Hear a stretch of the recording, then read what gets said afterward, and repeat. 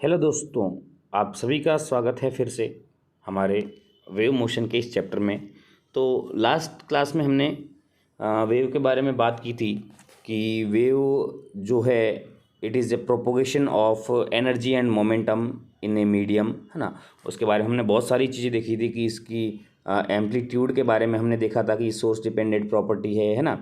Amplitude के बारे में देखा था और हमने इसकी फ्रीक्वेंसी के बारे में देखा था, है ना। और हमने इसके लेमडा के बारे में बात की थी और टाइम पीरियड के बारे में बात की। तो बड़े बड़े तौर पे अगर मैं बोलूँ तो मैंने इसकी वेव के जो बेसिक चीज़ें थी वो हमने सारी देख ली थी, है ना। जो पैरामीटर्स है एक वेव को रिप्रेजेंट करने के लिए, वेलोसिटी ऑफ वेग भी हमने बात करी थी, है ना।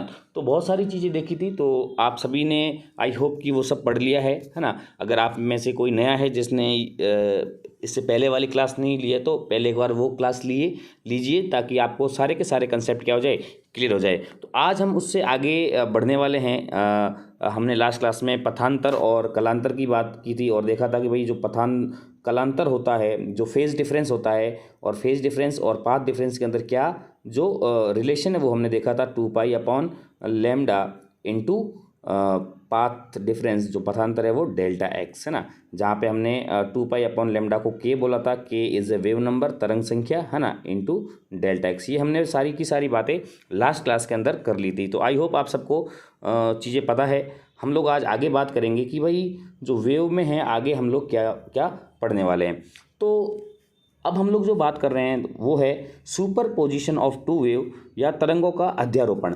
अगर मान लो, पहले इससे टॉपिक को शुरू करने से पहले अध्यारोपण के बारे में समझिए। सुपर पोजिशन आपने फिजिक्स में और भी कई जगह सुपर पोजिशन पढ़ा होगा। जैसे आप इलेक्ट्रोस्टैटिक्स में स्थिर विद्युत्की में पढ़ते हो कि जो सुपर पोजिशन लॉ पढ़ते हो, है ना। जहाँ पे सुपर पोजिशन ऑफ फोर्स आप देखते हो कि वहाँ पे कोई भी एक चार्ज क्यू है ना। उस चार्ज पर अगर यहाँ पे कोई Q1 चार्ज है, यहाँ पे कोई Q2 चार्ज है ना।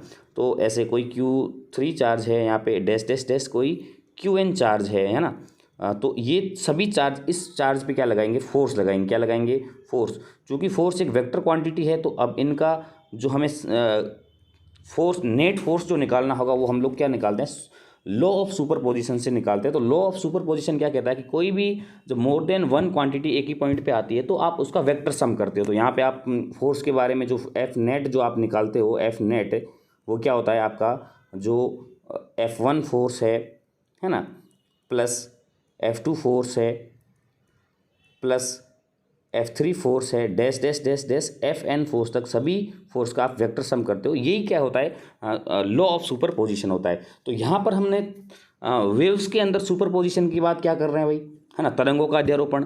तो हम लोग यहाँ पे देखते हैं कि किसी भी पॉइंट पर जब दो या दो से अधिक तरंगे मिलती है तो वहाँ पर उनका सुपर पोजिशन हो जाता है। सुपर पोजिशन में अध्यारोपण हो जाता है, मतलब एक दूसरे के साथ मिलके वो कुछ बड़ी तरंग या बड़ी वेव या फिर छोटी वेव, छोटी और बड़ी in the sense, in the terms of amplitude बात कर रहा हूँ, आयाम के रूप में कर रहा हूँ। कि अगर एक कोई वेव है जिसका आयाम बहुत ज़्यादा हो गया, एक कोई वेव है जिसका आयाम कम हो गया। ये कब होता है, जब बहुत दो या दो से अधिक ना जो वेव है वो एक पॉइंट पे मिल जाती है। तो आज हम लोग इसके बारे में देखने वाले। तो आपको मेरे ख्याल से सुपर पोजिशन ऑफ वेव क्या होता है वो आपको समझ में आ गया होगा। मतलब सुपर पोजिशन क्या होता है बेसिकली वो आ गया है। तो सुपर पोजिशन ऑफ वेव का अगर मैं सबसे पहले बात करूं कंडीशन की, कि भाई कंडीशन क्या होती है, क्या हर एक वेव का सुपर पोजिशन होगा। तो हम लोग कंडीशन के बारे में बात करते हैं। तो कंडीशन क्या कहती है, कंडीशन सुपर पोजिशन किसी भी वेव का होने के लिए कंडीशन क्या कहती है, कंडीशन ये कहती है कि अगर आपकी दो वेव है उनका फ्रीक्वेंसी सेम है, क्या है, अगर दो वेव है जिनकी फ्रीक्वेंसी सेम है तो वो एक दूसरे के साथ इंटरेक्ट होती है, मतलब वो क्या होती है, सुपर पोजिशन, सुपर इम्पोज्ड होती है ना। तो when two wave have same frequency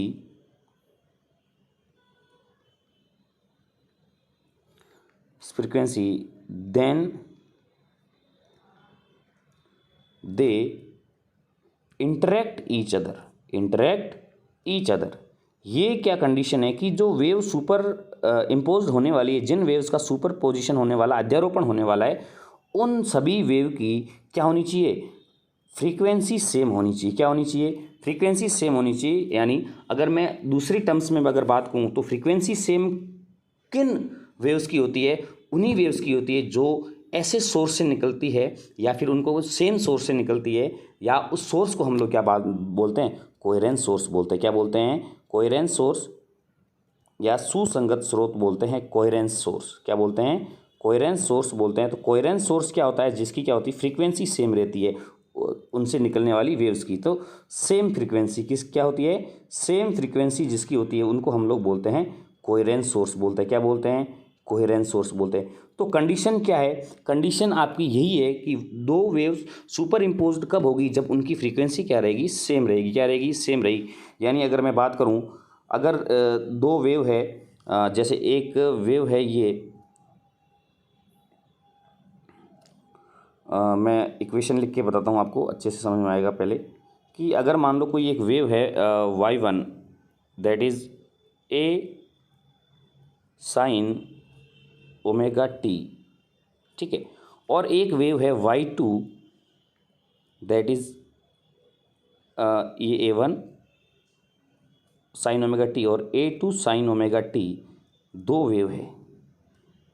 in दोनों वेव्स की बात करूं तो आपको दिखेगा कि यहाँ पे भी ओमेगा है, यहाँ पे भी ओमेगा। इसका मतलब इन दोनों की क्या है? फ्रीक्वेंसी क्या है? सेम है। जब इन दोनों की वेव की फ्रीक्वेंसी सेम है तो ये क्या होगी? सुपर इम्पोज्ड होगी, है ना। ये इंटरेक्ट करेगी, will be interact, will be interact, interact each other, या ऐसे बोलूँगी सुपर पोजिशन होगा। सुपर पोजीशन, अध्यारोपण क्या होगा? इन वेव का होगा, सुपर पोजीशन। ओके, अगर मैं बात कर लूँ, एक और एग्जांपल लूँ जहाँ पर मैंने एक वेव की इक्वेशन ली है y1 बराबर a1 sine omega T, omega 1t ले लेता हूँ, और दूसरी इक्वेशन ली है y2 is equal to a2 sine omega 2t। तो आप इन दोनों वेव्स में क्लियरली देख सकते हो कि जो ओमेगा 1 है that is not equal to omega 2। Omega 1 कुछ अलग है, ओमेगा 2 कुछ अलग है। तो यहाँ पे फ्रीक्वेंसी सेम नहीं है। तो फ्रीक्वेंसी सेम नहीं है तो ये दोनों वेव एक दूसरे के साथ सुपर इम्पोज्ड नहीं होगी, will not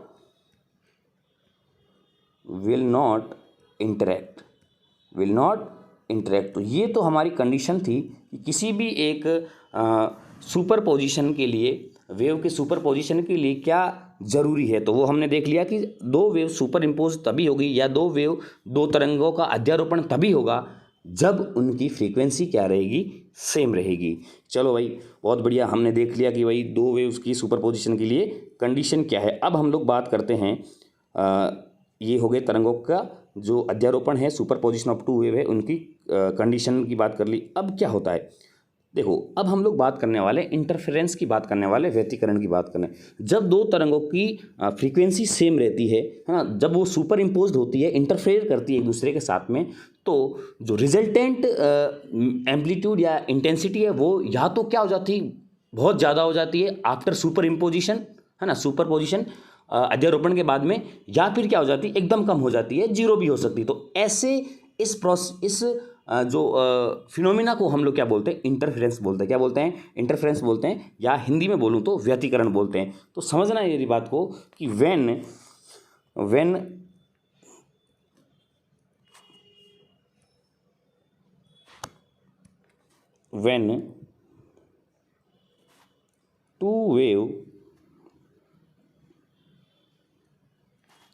when two wave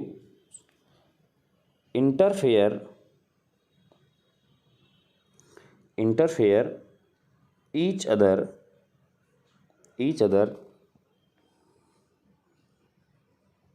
then resultant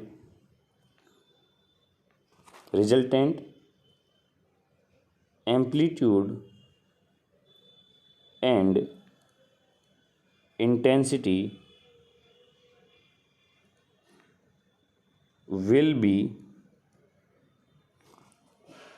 maximum और मिनिमम, या कह सकते हैं ग्रेटर और लोअर, है ना, विल बी मैक्सिमम और minimum this phenomena is called interference, है ना। तो अगर मैं हिंदी में बोलूँ तो देखो, हिंदी वालों के लिए ये बात है कि मैं दोनों लैंग्वेज में नहीं लिख सकता। जो मेनली वर्ड है वो मैं हिंदी में भी लिख रहा हूँ, जैसे इंटरफ्रेंस को व्यतिकरण बोलते हैं। बाकी हिंदी वाले साथ के साथ मैं एक्सप्लेन हिंदी में कर रहा हूँ, हिंदी और इंग्लिश दोनों लैंग्वेज में कर रहा हूँ। आप हिंदी वाले क्या करना, आप साथ के साथ कॉपी और पेन उठा के रखना, और जो मैं बोल रहा हूँ वो आप मेरी वर्डिंग को लिखते जाना जो मैं बोलता हूँ। तो when two waves interfere each other then resultant amplitude and intensity will be maximum और minimum, this phenomena is called interference. यानी दो वेव जब एक दूसरे के साथ अध्यारोपित होती तो उनका जो परिणामी जो आयाम है या तीव्रता है वो क्या हो जाती है, अधिकतम हो जाती है या न्यूनतम हो जाती है। तो इस फिनोमिना को, इस प्रक्रम को हम लोग क्या बोलते हैं, इंटरफ्रेंस बोलते हैं। क्या बोलते हैं, इंटरफ्रेंस। अच्छा, कैसे, जैसे मान लो मैं एक वेव की बात करता हूँ। जैसे मैंने एक ये वेव ली है, इस वेव के अंदर आपको ये मैंने वेव बना दी। आप इसको ये आपका क्या होता है, वेव के अंदर ये क्या होता है, क्रस्ट होता है। क्या होता है, क्रस्ट बोलते हैं इसको, बोलते हैं क्रस्ट। क्रस्ट यानी सुरंग, हिंदी में बात करूँ तो सुरंग। और ये जो वेव है, नीचे वेव का जो नीचे वाला पार्ट है, इसको बोलते हैं ट्रफ। क्या बोलते हैं, ट्रम्फ। और इसको बोलते हैं गर्त, बोलते हैं क्या बोलते हैं, गर्त। अच्छा, तो ये सब चीज़ पता है आपको। अगर मैं बात करूं कि कोई भी वेव अगर एक दूसरे के साथ सुपर पोजिशन हो रहा है, इंटरफ्रेंस हो रहा है या अध्यारोपण होता है, तो उसके बाद में क्या होगा, तो उसके बाद में जो भी होता है वो हम लोग भी बात करने वाले। लेकिन इस फिनोमिना को हम क्या बोलते हैं, इंटरफ्रेंस बोलते हैं। तो अगर मान लो एक वेव है कोई, ये है ना, वेव है ये, एक नंबर बोल देते इसको, और दूसरी कोई वेव है ये, है ना, इसका आपको पता है ये क्रस्ट है, ये क्या है, इसका ट्रफ है। इसी प्रकार ये इस वेव का क्रस्ट है, ये इसका ट्रफ है। जब ये दोनों वेव एक दूसरे के साथ सुपर इम्पोज्ड होगी तो आप देखोगे कि इन दोनों वेव में क्रस्ट के ऊपर आएगा, ट्रफ के ऊपर आएगा। तो आपका जो परिणामी जो एम्पलीट्यूड है, रिजल्टेंट एम्पलीट्यूड है, परिणामी आयाम है, वो बढ़ के वेव कुछ इस प्रकार आएगी। और अगर मान लो इस पहले वाली वेव के साथ में अगर ये वाली वेव सुपर इम्पोज्ड होती, है ना, ये इस वेव की अगर मैं बात करता ये वाली वेव, तो आप देखते कि सर क्रस्ट के ऊपर क्या आ रहा है,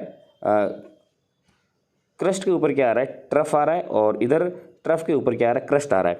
तो इन दोनों वेव का अगर सुपर पोजिशन होता तो क्या मिलती हमें वेव, अगर मान लो इन दोनों का एम्पलीट्यूड इक्वल है ना, ये क्रस्ट ऊपर 1 नंबर का और 3 नंबर का एम्पलीट्यूड इक्वल है, तो आपको कोई वेव मिलती नहीं। अगर मान लो ऊपर वाली वेव का ज़्यादा है थोड़ा सा एम्पलीट्यूड, तो ये ऐसे कुछ वेव मिलती है हमें, ऐसे कुछ वेव मिलती है ना। तो आप देखते हो कि इस पहली वाली कंडीशन में हमारे साथ क्या हुआ, पहले वाली कंडीशन में हुआ कि जब दोनों वेव मिली तो इसका परिणामी आयाम, जब जो रिजल्टेंट एम्पलीट्यूड है वो बहुत ज़्यादा हो गया। और दूसरी वाली कंडीशन में क्या हुआ, जब 1 और 3 का, ये हमारा किसका है, 1+2 का है ना, 1+2 वेव का, और इसका ही 1+3 वेव है ना।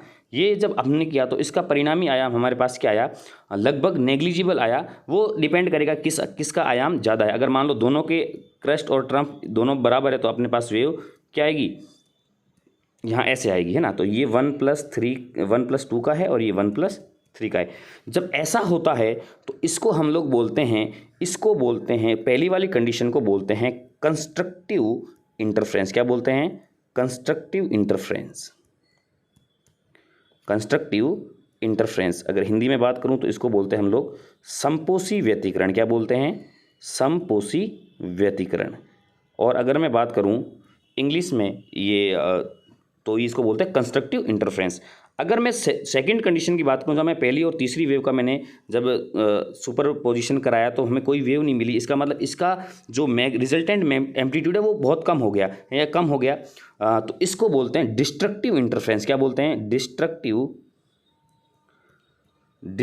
इंटरफ्रेंस बोलते हैं, डिस्ट्रक्टिव इंटरफ्रेंस, है ना। यानी हिंदी में अगर बात करूँ तो इसको बोलते हैं विनाशी व्यतिकरण। क्या बोलते हैं, विनाशी व्यतिकरण। चलो, मेरे ख्याल से आपको समझ में आ गया कि इंटरफ्रेंस क्या होता है, और ये या तो कंस्ट्रक्टिव इंटरफ्रेंस होगा या क्या होगा, डिस्ट्रक्टिव इंटरफ्रेंस होगा। यानी व्यतिकरण क्या होता है, या तो ये विनाशी होगा या ये समपोषी होगा। मेरे ख्याल से आपको समझ में आ गया। अब आगे बढ़ते हैं हम लोग। अब हम लोग देखते हैं कि सर जो आपने अभी बताया कि समपोषी व्यतिकरण और विनाशी व्यतिकरण, कंस्ट्रक्टिव इंटरफ्रेंस और डिस्ट्रक्टिव इंटरफ्रेंस ये होता है, लेकिन ये कब कब होगा, है ना। अगर इसको हम पाथ डिफरेंस के रूप में देखना चाहे, पथांतर के रूप में देखना चाहे कि भाई किस किस पथांतर पे क्या हो सकता है, संपोषी व्यतिकरण हो सकता है, तो हम लोग बात करेंगे। और किस किस पथांतर पे क्या होता है, डिस्ट्रक्टिव इंटरफेरेंस या विनाशी व्यतिकरण होता है, तो हम लोग दोनों देखने वाले हैं ना। तो अगर मैं बात करूँ एक वेव को, आपको पता है कि सबसे पहले सर पाथ डिफरेंस तो क्या होगा, अगर मान लो पाथ डिफरेंस की अगर आप बात कर रहे हो तो पाथ डिफरेंस को डेल्टा एक्स से शो करने वाले हैं ना। तो हम लोग देखने वाले हैं कि कब कब होगा। तो आप एक एग्जाम्पल से समझना कि मान लो मैंने एक वेव ली है, ये ऐसे है ना। इसमें आपको पता है इस वेव में ये पूरा यहाँ से यहाँ तक क्या है, पाई है, क्या है 2 पाई है, या फिर इसको बात करूँ मैं लेमडा। डिस्टेंस की बात कर रहा हूँ क्योंकि मैं पथांतर की बात कर रहा हूँ तो पथ की बात करूँगा। यहाँ पे पाथ डिफरेंस है तो पाथ कितना है इसका, यहाँ से एक साइकिल में पाथ है लेमडा, और ये यहाँ तक क्या है लेमडा बाई 2 है। क्या है ये, लेमडा बाई 2 है। जब आपने इस वेव का इस वेव के साथ इंटरफेयर कराया है ना, ये वाली वेव के साथ, तो आपको पता है कि सर क्रस्ट के ऊपर क्या है, क्रस्ट है, ट्रफ के ऊपर क्या है, ट्रफ है। तो यानी यहाँ पे क्या है, ये एक ऐसी कंडीशन है जहाँ पे आपका क्या बनेगा, एक कंस्ट्रक्टिव इंटरफेरेंस बनेगा। यानी इसमें हम लोग कह सकते हैं कि सर ये कंस्ट्रक्टिव इंटरफेरेंस बनेगा। तो जब कंस्ट्रक्टिव इंटरफेरेंस बनेगा तो दोनों के, इसका भी ये यहाँ से एक साइकिल में कितना है लेमडा है। अगर मैं इसकी बात करूँ तो इसमें दोनों के बीच में पाथ डिफरेंस कितना है, तो सर इसने भी लैम्डा डिस्टेंस ट्रेवल की है, इसने भी लैम्डा की है, तो इसके अंदर तो पाथ डिफरेंस है ही नहीं। बिल्कुल इन दोनों के बीच में क्या है, कोई पाथ डिफरेंस नहीं है, और इनके क्या हो रहा है, जो इंटरफ्रेंस हो रहा है वो कंस्ट्रक्टिव इंटरफ्रेंस बन रहा है। तो हम लोग कह सकते हैं कि सर जब पाथ डिफरेंस क्या होगा, पाथ डिफरेंस जीरो होगा, क्या होगा, जीरो होगा, तो हमारा क्या बनेगा, कंस्ट्रक्टिव इंटरफ्रेंस बनेगा। तो क्या और भी बन सकता है, और भी ऐसी कंडीशन आ सकती है जहाँ पे कंस्ट्रक्टिव होगा, तो चलो देख लेते हैं। अगर मान लो मैंने एक वेव बनाई यहाँ पे ऐसे, आपको पता है कि सर ये यहाँ, तो ये यहाँ से यहाँ तक, तो ये क्या है आपका लेमडा बाई 2 है, और यहाँ से ये यहाँ तक क्या है, ये लेमडा है। तो जब मैंने इस लेमडा से, इस लेमडा डिस्टेंस से पहले कहीं पे भी मैंने वेव अगर मान लो बनाई, और इसका एक नंबर इस वेव के साथ मैंने क्या कराया, सुपर पोजिशन कराया, अध्यारोपण कराया, तो मुझे पता चला कि व्यतिकरण में संपोषी कभी बना ही नहीं। कभी थोड़ा सा क्रस्ट ऊपर जा रहा है, इसका नीचे आ रहा है, ट्रफ थोड़ा ऊपर जा रहा है, नीचे आ रहा है, तो एक वो वाली कंडीशन नहीं मिली जिसमें एग्जैक्टली क्रस्ट के ऊपर क्रस्ट और ट्रफ के ऊपर ट्रफ आए। तो जब मैंने वापस से आगे देखा तो ये वेव जैसे आपको पता है आगे बढ़ रही है ना, ये वेव आगे बढ़ रही है ना। तो जब मैंने इस वेव को, इस दूसरी वेव को देखा तो आगे यहाँ पे लेमडा के बाद में वापस क्या हो रहा है, यही चीज़ रिपीट हो रही है, कंस्ट्रक्टिव इंटरफेरेंस बन रहा है। तो हम कह सकते हैं कि सर लेमडा के बाद में, तो लेमडा के बाद में जब क्या, इसका मतलब पाथ डिफरेंस क्या आ जाए, लेमडा आ जाए। इसी प्रकार आगे हम देखेंगे एज वेल एज 2 लेमडा, हाँ 3 लेमडा, है ना, dash dash dash n lambda. जब आपका क्या होगा, पाथ डिफरेंस होगा, तो हमारा क्या होगा, कंस्ट्रक्टिव इंटरफेरेंस होगा। क्या होगा, कंस्ट्रक्टिव इंटरफेरेंस होगा। आज ये बात हमें समझ में आ गई कि आपसे कोई पूछ ले कि भाई कंस्ट्रक्टिव इंटरफेरेंस कब कब होगा, पाथ डिफरेंस के फॉर्म में बताइए, तो कहना कि देखो सर ऐसा है कि जब पाथ डिफरेंस 0 होगा, लेमडा होगा 2 लेमडा या 3 lambda dash dash n lambda तक होगा, तो हम लोग कहेंगे उस केस में क्या हो रहा है, उन दोनों वेव्स के बीच में क्या होगा, कंस्ट्रक्टिव इंटरफेरेंस हो रहा है। ऐसे ही हम लोग बात कर लेते हैं डिस्ट्रक्टिव इंटरफेरेंस की, है ना, कि डिस्ट्रक्टिव इंटरफेरेंस कब होगा, यानी पाथ डिफरेंस के फॉर्म में। तो वही डिस्ट्रक्टिव इंटरफेरेंस है ना, देखना है हमें, तो पाथ डिफरेंस यानी डेल्टा एक्स, मुझे देखना है कि डेल्टा एक्स क्या क्या होगा। अच्छा, तो जब मैं बात करता हूँ, वैसे वही सेम एक एग्जांपल के फॉर्म में हम लोग समझेंगे कि जैसे ये एक वेव है ना, इस वेव का एक दूसरी वेव के साथ मैंने क्या कराया, इंटरफेरेंस कराया। तो जब आपने देखा कि ये जो वेव है, ये वेव मान लो अगर यहाँ से स्टार्ट हुई है, तो आप देखेंगे कि ये क्रस्ट है, ये ट्रफ है, ये क्रस्ट है, ये ट्रफ है।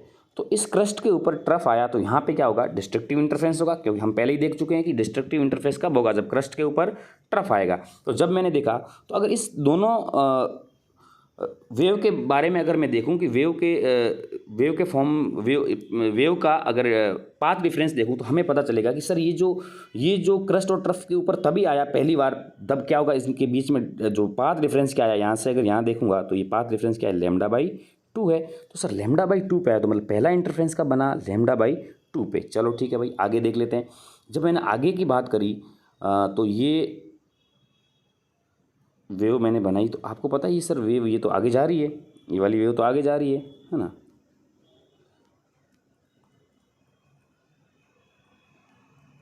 ये वापस क्रस्ट और ट्रफ के ऊपर कब आया, जब मैंने देखा कि सर इसके अंदर पूरा का पूरा क्या आ गया, लेमडा क्या इसने डिस्टेंस और ट्रेवल कर ली, मतलब पाथ डिफरेंस क्या गया, ये लैम्डा और पाथ डिफरेंस बढ़ गया है ना।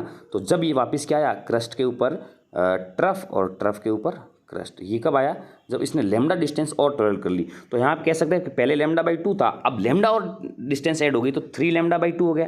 क्या हो गया, 3λ/2 हो गया। ऐसे अगर मैं बात करूँ तो 5λ/2 भी होगा, अगला क्या होगा 5λ/2 पे, अगला 7λ/2 पे, ऐसे ऐसे अगर मैं करूँ तो ये मेरा होगा 2n+1 λ/2 के ऊपर क्या बनेगा, मुझे डिस्ट्रक्टिव इंटरफेरेंस मिलेगा। क्या मिलेगा, डिस्ट्रक्टिव इंटरफेरेंस मिलेगा। तो हम लोग कह सकते हैं विनाशी व्यतिकरण अब कब कब मिलेगा, जब आपका path difference λ/2, 3λ/2, 5λ/2 dash dash dash 2n+1 λ/2 होगा।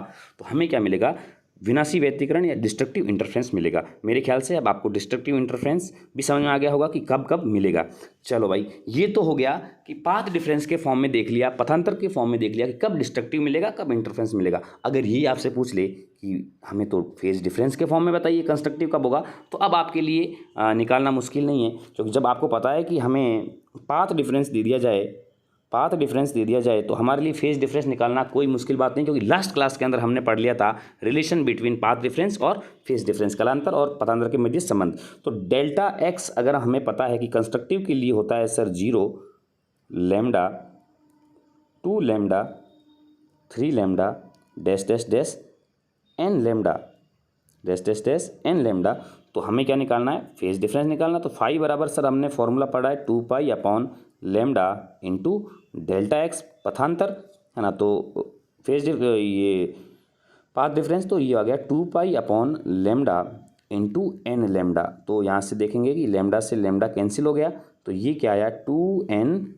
π, क्या आया 2n π, यानी ये जो हमारे पास जो फॉर्मूला आ गया, फॉर्मूला क्या फाई की वैल्यूज़ आ गई, क्या क्या आई कि सर एन का वैल्यू क्या क्या हो सकती है, एन की वैल्यू 0, 1, 2 डैश डैश डैश, यानी 0 पर क्या बनेगा, 0 जब फेज डिफरेंस होगा तो भी क्या बनेगा, कंस्ट्रक्टिव इंटरफेरेंस।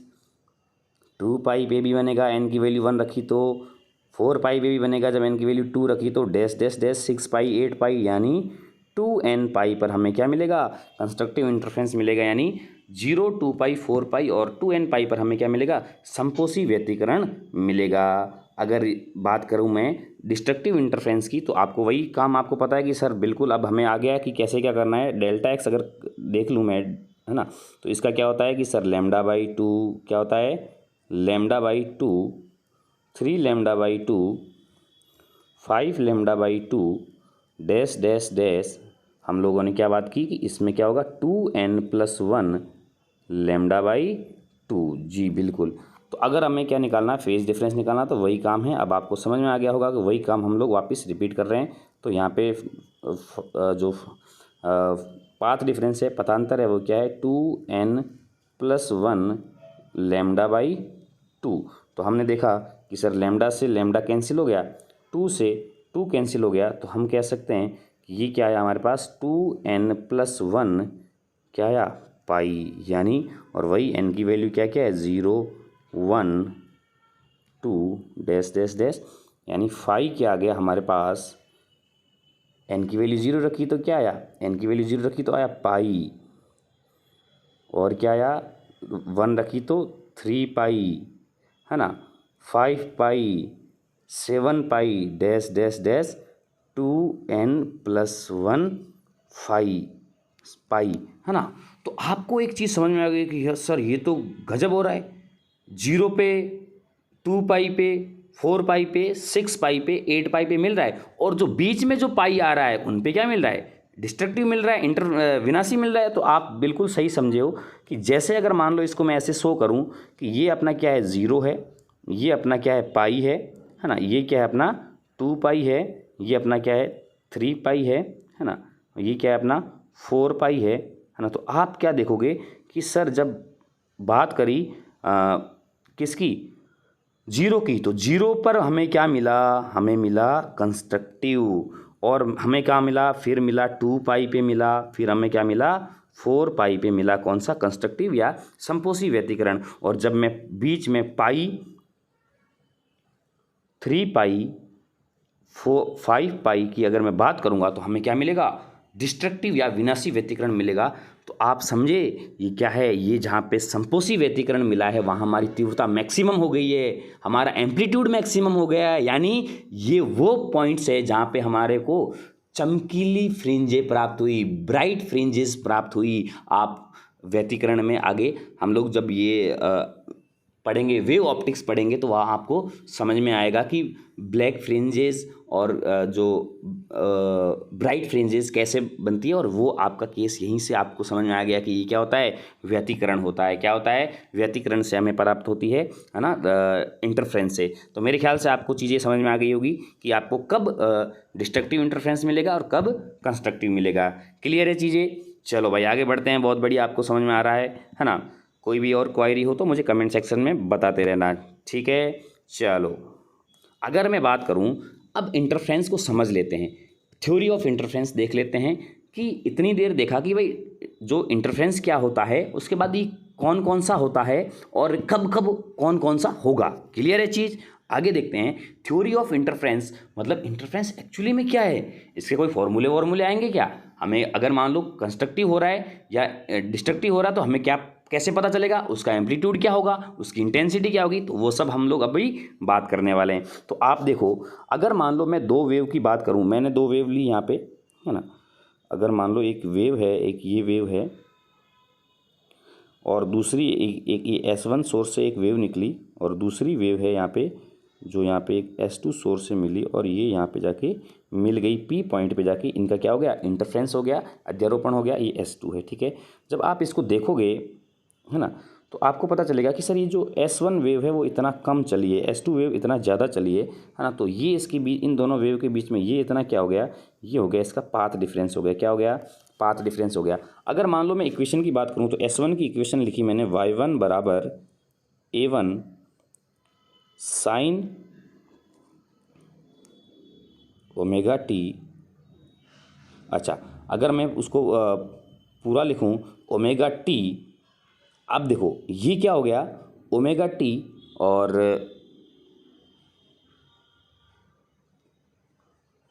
एक सेकंड, हाँ ये आपको सही से दिख नहीं रहा है, मैं इसको सही से वापस लिखता हूँ।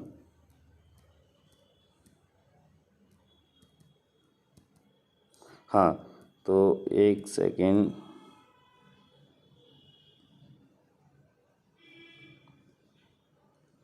चलो अगर मैं इस इक्वेशन की बात करूं तो ये सर इक्वेशन क्या है कि y1 is equal to A1, है ना, sign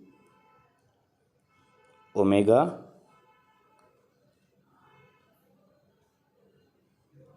A1 sine omega T. अच्छा, अगर मैं दूसरी इक्वेशन की बात करूं तो मैंने इसकी इक्वेशन को ले लिया y2 is equal to A2 sign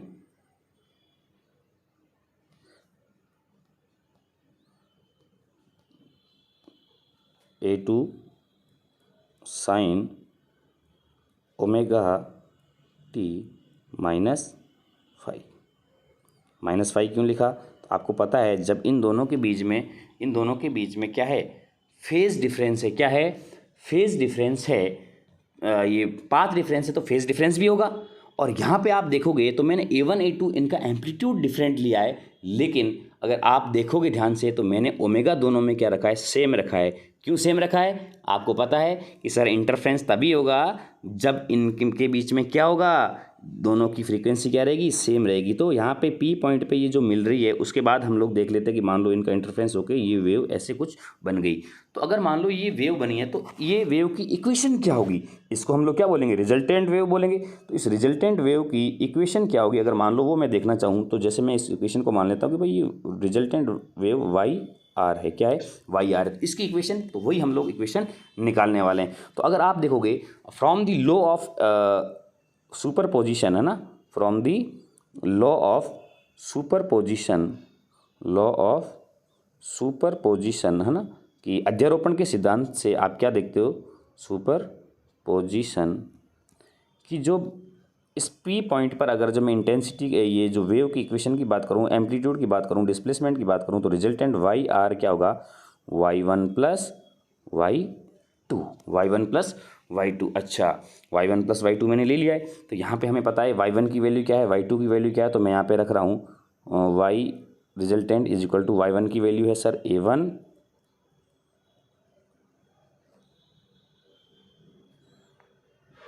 a1 sine omega T plus a2 sine, अच्छा इसको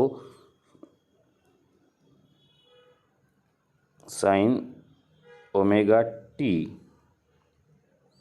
प्लस फाइव कर लो, इसको भी आप फाइव कर लो प्लस फाइव में, ये यहाँ से हाँ plus five omega T plus five. तो हम लोगों ने जब इसको लिखा तो अपने पास देखा कि sir sign omega T plus five लिखा हुआ है। यहाँ sign omega T plus five का मतलब है कि आपका क्या है, साइन ए प्लस बी है। क्या है, साइन ए प्लस बी है। तो आपने फॉर्मूला पढ़ा होगा साइन ए प्लस बी का, कि क्या होता है, sign A cos B plus cos A sine B. ये फॉर्मूले आपको याद होने चाहिए, है ना, बेसिक मैथमेटिक्स में हम लोग सीखते हैं। चलो आप कमेंट सेक्शन में मेरे को बताना कि आपको बेसिक मैथमेटिक्स आती है कि नहीं आती है। अगर नहीं आती है तो फिर अगला जो चैप्टर हम लोग वही ले लेंगे, ठीक है, वेव ऑप्टिक्स को पढ़ने से पहले। अच्छा, sine A plus B is equal to क्या हो गया, sine A cos B plus cos A sine B. तो जब आपने sine omega T plus five को जब खोलोगे, है ना, इस फॉर्मूले की हेल्प से, तो आपके पास वाई रिजल्टेंट क्या आया कि sir a1 sine omega T as it is पड़ा है ना, और उसके बाद में क्या हो जाएगा, a2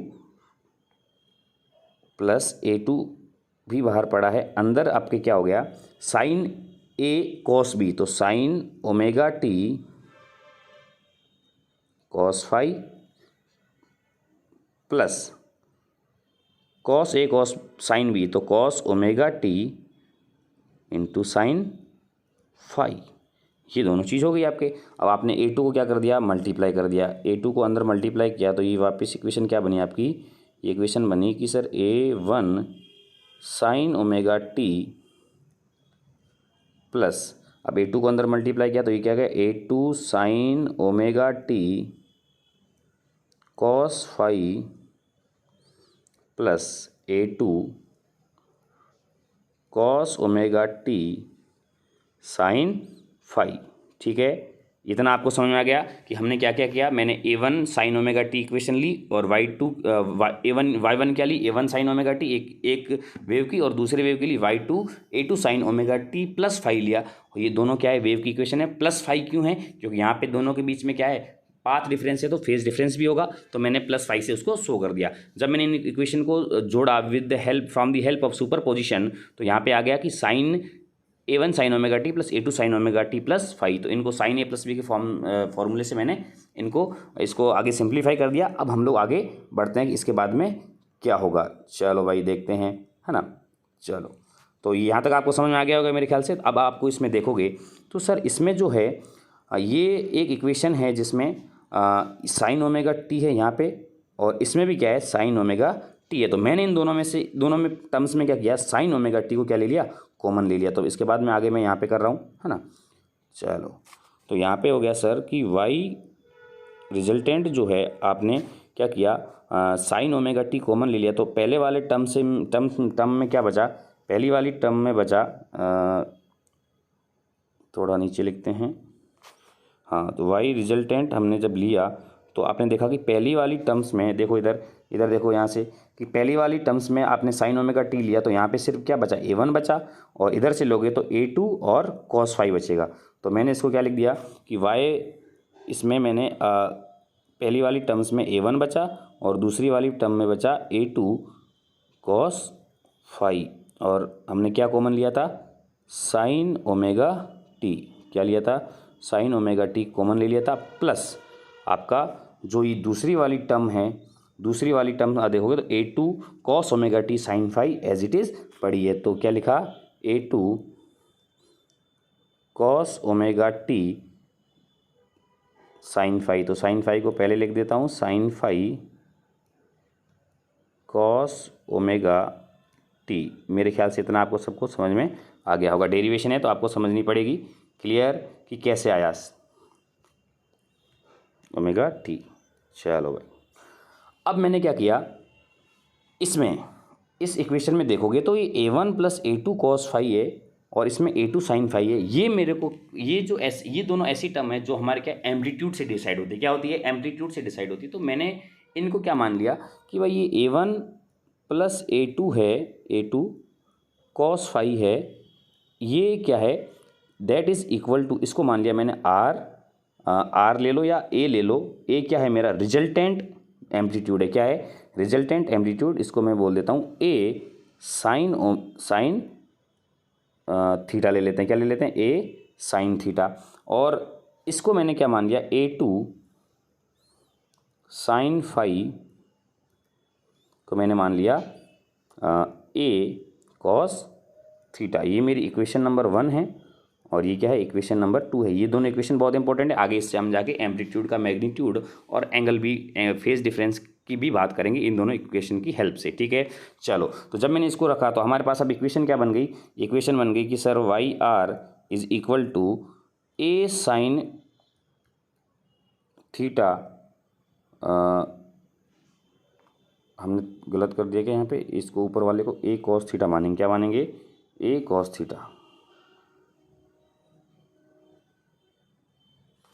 है ना। तो यहाँ पे इसकी हेल्प ले लेते हैं इसको मिटाने के लिए। इसको मानेंगे A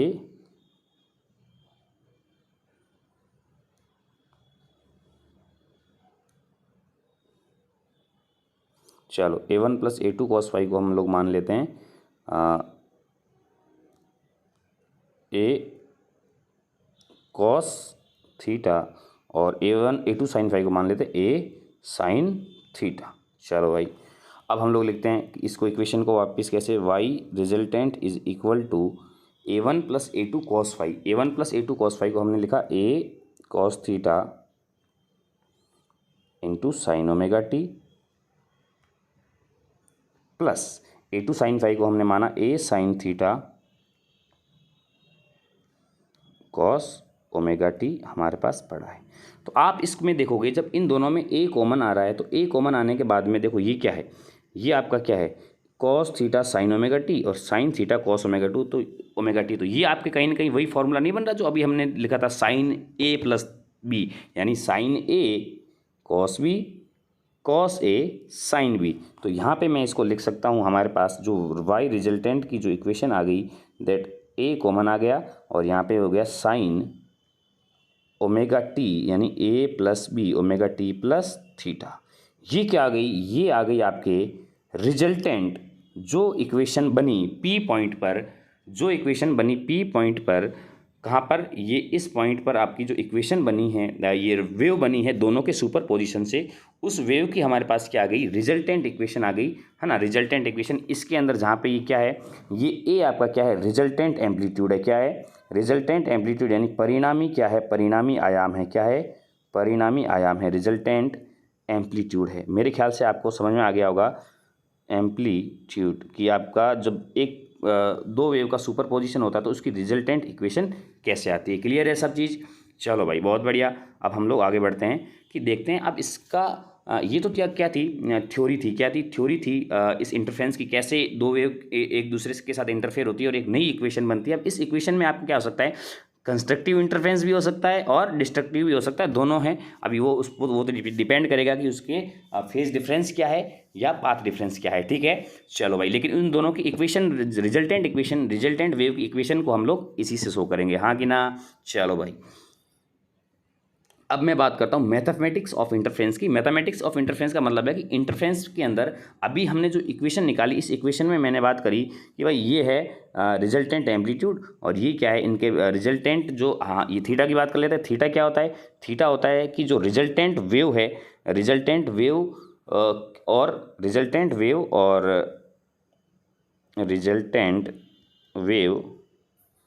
और क्या है, जो y1 जो इक्वेशन है तो उनके बीच का क्या रहता है? एंगल रहता है। तो एंगल बिटवीन, है ना, एंगल बिटवीन क्या है? रिजल्टेंट वेव और y1, जो ये वाली हमारी इक्वेशन थी, है ना। तो जैसे मान लो ये क्या हो रहा है ऐसे, जैसे अगर मैं इसको यहाँ पे बताना चाहूँ तो ये y1 है इक्वेशन, है ना, ये y2 है, फेज एंगल के रूप में शो कर रहा हूँ मैं यहाँ पे। इन दोनों का इंटरफ्रेंस होकर एक नई जो हमारे पास इक्वेशन बनी है दैट इज़ वाई रिजल्टेंट, तो ये जो वाई रिजल्टेंट का जो एंगल आएगा ये थीटा है, ये क्या है y1 और y2 के y1 और वाई रिजल्टेंट के बीच का क्या है ये एंगल रहता है। क्लियर है बात। चलो अब मैं बात करता हूँ मैथमेटिक्स ऑफ इंटरफेरेंस की, यानी जब दो वेव आपकी इंटरफेयर करके रिजल्टेंट वेव बनी तो उसका एम्पलीट्यूड कैसे होगा, क्या होगा एम्पलीट्यूड। तो हम लोगों ने पता है कि सर एम्पलीट्यूड के लिए आपने दो इक्वेशन लिखी, पहली इक्वेशन एम्पलीट्यूड निकालने, ये इक्वेशन निकालने के लिए दो इक्वेशन लिखी, ये इक्वेशन नंबर 1 और ये इक्वेशन नंबर 2, ये बहुत इंपॉर्टेंट इक्वेशन है। तो हम लोग इन इक्वेशंस के बारे में बात करेंगे। तो जैसे मैं इसको लिख रहा हूँ यहाँ पे कि a1 + a2 cos फाई बराबर क्या है a cos थीटा है। तो ये हो गई पहली इक्वेशन हो गई a1 + a2 cos phi = cos theta, एक इक्वेशन नंबर तो ये हो गई है ना। और दूसरी इक्वेशन थी a2 sin phi = sin theta, क्या है ये sin थीटा है, ये इक्वेशन नंबर 2 हो गई। जब आप दोनों इस इक्वेशन में क्या कर रहे हो, अब हमें रिजल्टेंट जो है एम्पलीट्यूड निकालना है, क्या निकालना है रिजल्टेंट एम्पलीट्यूड निकालना है। तो मैंने क्या किया, इन दोनों इक्वेशन को क्या कर दिया, ये सॉरी यहाँ पे क्या है ये a cos थीटा है और ये क्या है a sin थीटा है। तो मैंने इन दोनों को इक्वेशन को a निकालना, तो मैंने इन दोनों इक्वेशन को क्या कर दिया स्क्वायर करके ऐड कर दिया, क्या कर दिया इन दोनों इक्वेशन का स्क्वायर करके ऐड कर दिया। तो यहाँ पे क्या हो गया a1 + a2 cos फाई का स्क्वायर, तो मैं सीधा स्क्वायर कर रहा हूँ, यहाँ पे a + b का होल स्क्वायर लग जाएगा, तो a1 square plus a2 square cos square phi plus नीचे वाली इक्वेशन जोड़ोगे स्क्वायर करके तो ये हो जाएगी a2 स्क्वायर है ना, a2 स्क्वायर साइन स्क्वायर फाई = इधर सामने क्या आएगा, अच्छा ये एक टर्म इसमें और आएगी a + b का होल स्क्वायर है, तो a1 square plus a2 square cos square phi plus 2ab आता है, क्या आता है 2ab आता है। तो 2ab के लिए हम लोग क्या लिखेंगे प्लस 2a क्या है a1 a2 cos phi. Clear. चलो = सेकेंड वाली इक्वेशन लिखेंगे साथ में प्लस a2 sin फाई मतलब a2 का स्क्वायर साइन स्क्वायर फाई = यहाँ पे क्या होगा a square cos square theta plus a square साइन स्क्वायर थीटा। क्लियर चीज़, दोनों इक्वेशन को मैंने क्या किया स्क्वायर किया और ऐड कर दिया। चलो भाई बहुत बढ़िया। तो जब आप इस इक्वेशन को देखोगे तो इस इक्वेशन में a2 cos स्क्वायर फाई और a2 साइन स्क्वायर फाई में आपका क्या आ रहा है a2 स्क्वायर कॉमन आ रहा है। तो मैंने यहाँ से क्या किया a2 स्क्वायर को कॉमन ले लिया, तो यहाँ पे a1 स्क्वायर है ना प्लस a2 स्क्वायर, यहाँ पे क्या बच गया cos स्क्वायर फाई प्लस इसमें क्या बच गया साइन स्क्वायर फाई प्लस ये 2a1 a2 cos फाई तो पढ़ा ही है कि नहीं, = इधर भी a स्क्वायर कॉमन आ गया तो बचा क्या cos square theta plus sign square theta, है कि नहीं। तो आपको पता है कि sign square theta plus cos square theta 1 होता है। तो हमारे पास इसके बाद में इक्वेशन क्या आ गई कि ये इस साइड वाला मैं पहले लिख रहा हूँ a स्क्वायर = क्या आया a1 square plus a2 square plus a2 square plus 2a1 a2 cos phi, ये क्या आ गया a स्क्वायर। तो हमारा एक आपको पता है क्या है रिजल्टेंट एम्पलीट्यूड है, तो a क्या आ गया √a1 square plus a2 square plus 2a1 a2 cos phi. ये हमारे पास क्या आ गया, किसी भी दो वेव जब इंटरफेयर कर रही है तो P पॉइंट पे, तो उस इंटरफेयर करने के बाद में उनका जो रिजल्टेंट में एम्पलीट्यूड है वो रिजल्टेंट एम्पलीट्यूड यानी परिणामी जो आयाम है उसकी इक्वेशन ये आ गई। यानी अब आप बता सकते हो इस एम्पलीट्यूड के माध्यम से इस एम्पलीट्यूड के जरिए कि आपका वहाँ पे मैक्सिमम एम्पलीट्यूड होगा या मिनिमम होगा।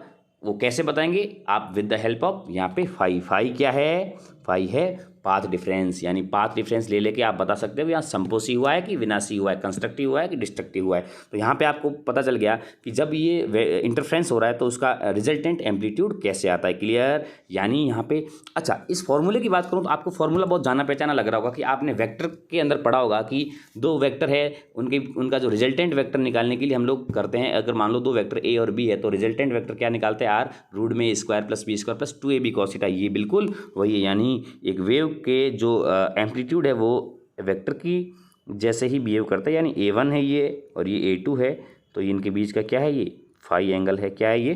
फाई एंगल है। क्लियर है बात? चलो भाई, तो ये आ गया इंटरफ्रेंस जो का मैथमेटिक फॉर्म है, यानी एम्पलीट्यूड कैसे निकालते हैं वो हमने निकाल दिया। अब हम लोग बात करेंगे किसकी? एम्पलीट्यूड तो निकाल दिया सर, अब हमारे पास क्या है, एक चीज़ अननोन और है थीटा। थीटा क्या है? जो एंगल है बिटवीन रिजल्टेंट वेव और y1 के बीच की। तो हम लोग इस किसकी बात करेंगे अब हम लोग बात करें थीटा की। तो मेरे पास जब दो इक्वेशन है, इन दोनों इक्वेशन का क्या किया मैंने, इक्वेशन जो इक्वेशन 2 है, क्या है, इक्वेशन 2 है, उस इक्वेशन को मैंने 1 से क्या कर दिया, डिवाइड कर दिया। Equation 2 upon equation 1। अच्छा, इक्वेशन 2 क्या थी? तो देखिए इधर इक्वेशन 2 आपके सामने है, a2 sine phi is equal to a sine theta. तो मैंने लिखा a2 sine phi is equal to sine theta. दूसरी इक्वेशन क्या थी, a1 plus a2 cos phi is equal to cos theta. जब इन दोनों को इक्वेशन को मैंने डिवाइड किया तो sine theta upon cos theta क्या हो गया, टेन थीटा हो गया, टेन थीटा। तो ये क्या आ गया यहाँ इधर, a2 sine phi upon a1 plus a2 cos phi, यानी थीटा क्या आ गया, tan inverse a2 sine phi upon a1 plus a2 cos phi. समझ में आ गया? ये हमारे पास आ गया थीटा एंगल आ गया। क्या आ गया? थीटा एंगल हम लोग कैसे निकालते हैं, ये उसका फॉर्मूला आ गया। a1 और a2 और उसके बीच का एंगल दे रखा होगा तो हम बड़े ही आसानी से थीटा निकाल सकते हैं, और बड़े ही आसानी से क्या निकाल सकते हैं, उसका रिजल्टेंट एम्पलीट्यूड। हम लोग इसके बाद में टॉपिक के बाद में क्वेश्चंस करेंगे, बिल्कुल बहुत अच्छे PYQ और जो क्वेश्चन आ सकते हैं।